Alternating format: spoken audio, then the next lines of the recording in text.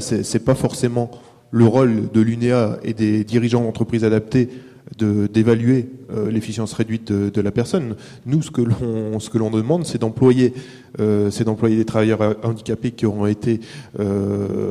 envoyés par le service public de l'emploi ou par les réseaux Cap Emploi dans nos structures.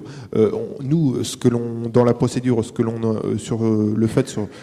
sur lequel on a insisté, c'est qu'on pouvait être partenaire de l'évaluation de l'efficience réduite par le biais d'un dispositif qui existe déjà et qui s'appelle l'évaluation au milieu de travail, qui est pratiqué, on le voit encore en Côte d'Or, et qui se passe très très bien. On peut être partenaire sur ce dispositif, mais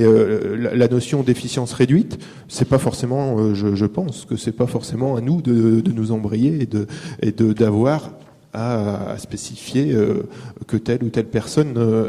est à efficience réduite. La seule chose qui nous est importante, c'est que si la CDAPH et la Commission des droits et de l'autonomie met des préconisations, il faut simplement rappeler que dans la circulaire, ces préconisations sont d'ordre informel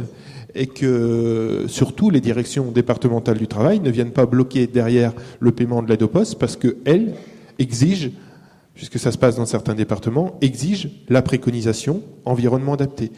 Ce n'est pas une exigence, c'est une possibilité, et c'est dommage que le directeur régional du travail soit parti. C'est une possibilité, mais ce n'est en aucun cas une exigence, puisque de par l'accompagnement que peut faire la NPE ou le Cap Emploi,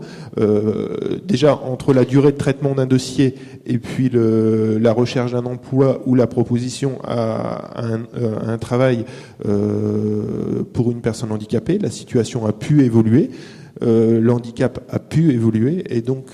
si à chaque fois il fallait refaire passer un dossier devant la commission des droits et de l'autonomie, comme a pu l'expliquer Eric tout à l'heure, les délais de recrutement dans nos structures, ça va pas être du 15 jours, 3 semaines, on va passer à du 1 an de délai. Donc il faut être cohérent et il faut surtout, nous ce que l'on demande, c'est que cette préconisation, si elle est effectuée, reste une préconisation et non pas une exigence des directions départementales.